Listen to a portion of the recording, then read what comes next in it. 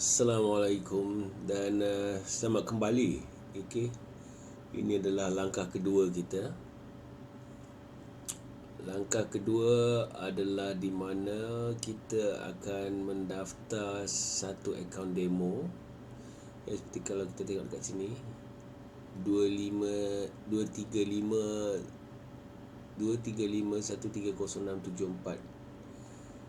Jadi langkah satu adalah video yang pertama tadi yang kita telah muat turun dan kita telah upload.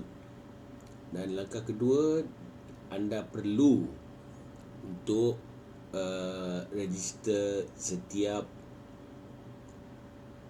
EA yang kita beri. Ni bagi memastikan you dapat semua signal, dapat bercakap dengan AI kami di main server, dan juga supaya kita dapat pantau pergerakan license ini jadi sebab license ini boleh diguna pakai di mana-mana komputer. License ini boleh bertukar ke mana-mana broker. Jadi yang penting tu adalah lesen anda. Jadi ini adalah kunci. Setiap kunci disahkan dengan nama, iaitu nama tuan atau nama puan, dan boleh diguna untuk mana-mana broker. Jadi yang penting ialah kita daftarkan. Kita tekan dekat sini, kita masukkan nama penuh, dan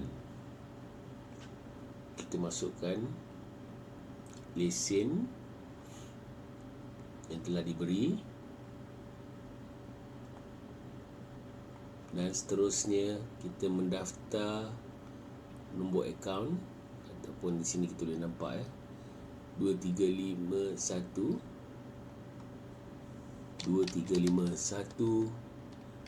30674.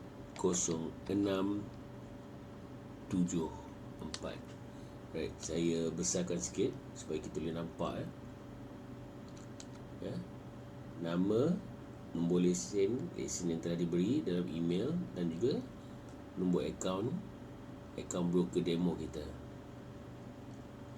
Akaun demo dan juga akaun live perlu diregister di sini Jadi bila kita tekan register,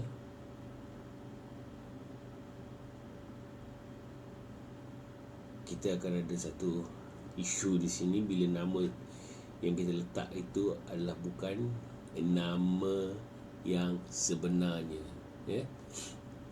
sebab dia bercakap dengan server broker. Jadi nama sebenarnya, siapakah nama sebenarnya? Ini adalah nama sebenarnya.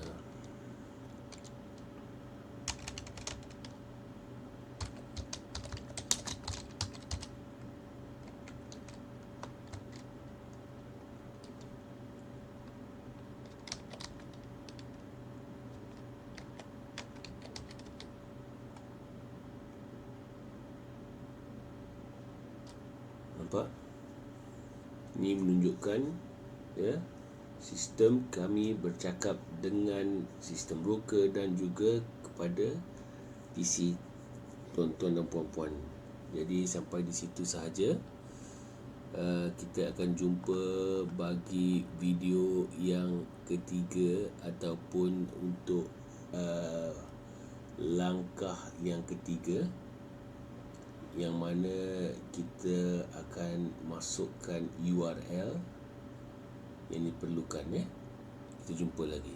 Assalamualaikum.